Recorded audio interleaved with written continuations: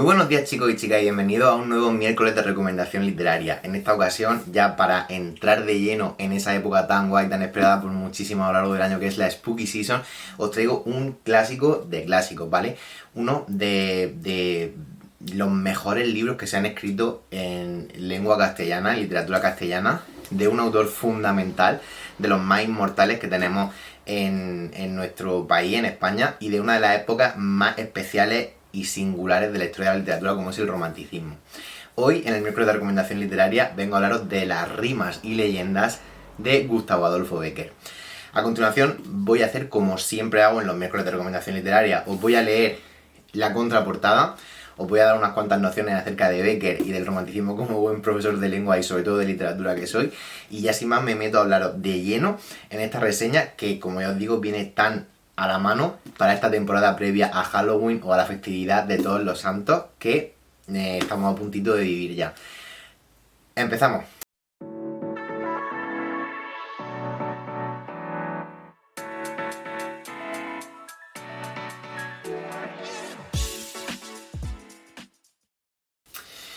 Gustavo Adolfo Bécquer tuvo una vida y una muerte tan trágicas como cabe suponerle al máximo exponente del romanticismo literario español.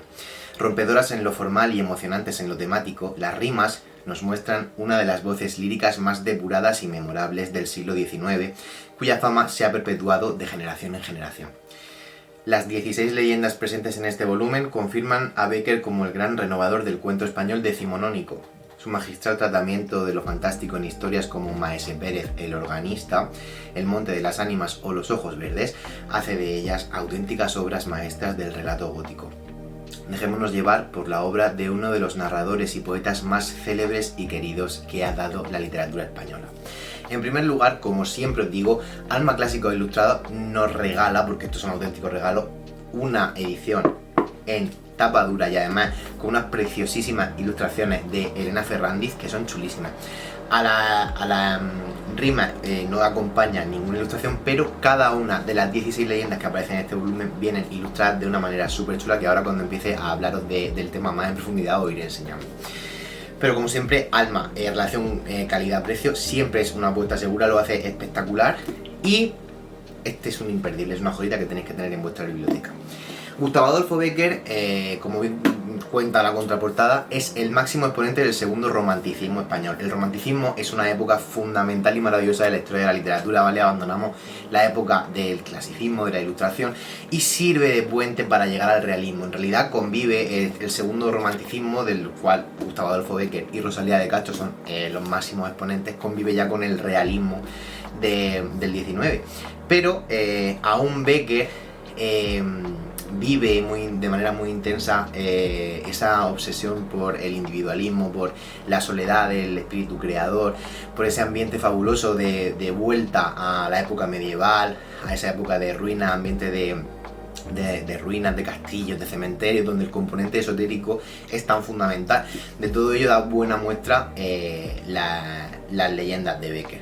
En esta edición no están todas las leyendas que forman parte de la obra original de Bécquer, se hace una selección de 16, pero yo diría que son las más fundamentales, las que más nos suenan a todos y las que pueden dejar un calado mucho más imponente, por así decirlo, en el lector. Vamos a hablar en primer lugar de las rimas, ¿vale? Las rimas sí que es verdad que es como una especie de paseo un poco por la vida de Bécquer. Él las fue componiendo en virtud de los acontecimientos que iba viviendo, y tenemos al principio de esta edición tenemos unas palabras que Bécquer escribió en junio del año 1868 y he marcado una frase que me ha gustado muchísimo, que dice: si morir es dormir, quiero dormir en la paz de la noche de la muerte, sin que vengáis a ser mi pesadilla, maldiciéndome por haberos condenado a la nada antes de haber nacido. Como veis, ese anhelo constante de la muerte que en muchos casos llevó a los autores al suicidio, ¿vale? Esto ya partía de Goethe, ¿vale? De las memorias del joven Werther, que llevó a muchísimas personas que vivían plenamente el espíritu romántico incluso a llegar al suicidio, como aquí en España pasó con uno de los máximos exponentes, que fue Mariano José de Larra, pues ese individualismo y esa sensación de desasosiego, de no saber muy bien dónde está ubicado, de no saber cómo encaja en la vida y en la sociedad, y sobre todo esa pérdida del amor que te hace llegar hasta los extremos más cruentos, se ve representada aquí. Empezamos con las rimas, ¿vale? De las cuales os voy a leer algunas que yo he señalado que son mis favoritas, como por ejemplo la rima número 4, que seguro que conocéis o que habréis oído en vuestras clases de lengua y literatura muchísimas veces, y que dice: no digáis que agotado su tesoro, de asuntos falta, enmudeció la lira. Podrá no haber poetas, pero siempre habrá poesía. Mientras las ondas de la luz al beso palpiten encendidas, mientras el sol las desgarradas nubes de fuego y oro vista, mientras el aire en su regazo lleve perfumes y armonías, mientras haya en el mundo primavera, habrá poesía. Mientras la ciencia a descubrir no alcance las fuentes de la vida, y en el mar o en el cielo haya un abismo que al cálculo resista, mientras la humanidad siempre avanzando no sepa a dó camina, mientras haya un misterio para el hombre, habrá poesía. Mientras sintamos que se alegra el alma sin que los labios rían, porque llore sin que el llanto acuda a nublar la pupila, mientras el corazón y la cabeza batallando prosigan, mientras haya esperanzas y recuerdos, habrá poesía. Mientras haya unos ojos que reflejen los ojos que los miran, mientras responda el labio suspirando al labio que suspira, mientras sentirse puedan en un beso dos almas confundidas, mientras exista una mujer hermosa, habrá poesía. Hasta tal punto la sensibilidad de Gustavo Adolfo Bécquer era tan íntima, tan directa al corazón. Nos encontramos no en vano ante uno de los autores más importantes y representativos de la historia de la literatura española. Un fragmento también de otra rima, en concreto de la rima quinta, termina diciendo: yo, en fin, soy ese espíritu, desconocida esencia, perfume misterioso que es vaso, el poeta.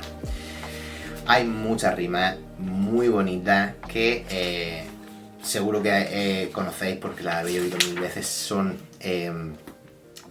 una de inspiración para autores desde esta época hasta el resto del mundo. Y a mí lo que más me sorprendió, de hecho, en mi época de estudiante, fue que descubrí que una de las rimas precisamente de Bécquer fue inspiración para una canción súper desconocida de los primeros discos de Malú, que de hecho si la encuentro os la voy a leer.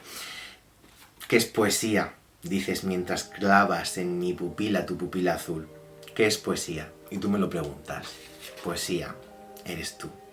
Por una mirada a un mundo, por una sonrisa a un cielo, por un beso yo no sé qué te diera por un beso.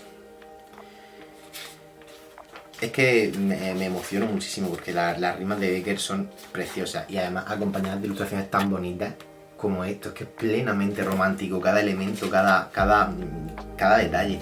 Aquí están las famosas golondrinas de Bécquer, de la rima 50, que ahora también os leeré. Estoy buscando además mi rima favorita, que me tocó muchísimo el alma, pero he llegado antes a la famosa rima de la rima 53, que es esa que dice: volverán las oscuras golondrinas en tu balcón sus nidos a colgar, y otra vez con el ala a sus cristales jugando llamarán. Pero aquellas que el vuelo refrenaban tu hermosura y mi dicha a contemplar, aquellas que aprendieron nuestros nombres, esas no volverán. Volverán las tupidas madreselvas de tu jardín, las tapias a escalar, y otra vez, a la tarde, aún más hermosas sus flores se abrirán. Pero aquellas cuajadas de rocío cuyas gotas mirábamos temblar y caer como lágrimas del día, esas no volverán. Volverán del amor en tus oídos las palabras ardientes a sonar. Tu corazón, de su profundo sueño, tal vez despertará, pero mudo y absorto y de rodillas, como se adora a Dios ante su altar. Como yo te he querido, desengáñate, así no te querrán. Qué maravilloso, o sea, de verdad, leer a Bécquer es un regalo y una suerte, y yo de verdad que os recomiendo muchísimo que lo hagáis. Y es que no me puedo saltar a las leyendas sin encontrar mi rima favorita, que tiene que estar por aquí, porque la tuve que marcar. Ahí está, la rima número 11. Y ya, os la leo y salto a hablar de las leyendas, que es algo realmente apasionante y que realmente es lo que nos prepara para esta Spooky Season que empieza. Yo soy ardiente, yo soy morena, yo soy el símbolo de la pasión, de ansia de goces, mi alma está llena. ¿A mí me buscas? No es a ti, no. Mi frente es pálida, mis trenzas de oro, puedo brindarte dichas sin fin. Yo de ternura guardo un tesoro, ¿a mí me llamas? No, no es a ti. Yo soy un sueño, un imposible, vano fantasma de niebla y luz. Soy incorpórea, soy intangible, no puedo amarte. O ven tú. Bueno, son una maravilla, y si no conocéis las rimas de Bécquer, debéis leerlas.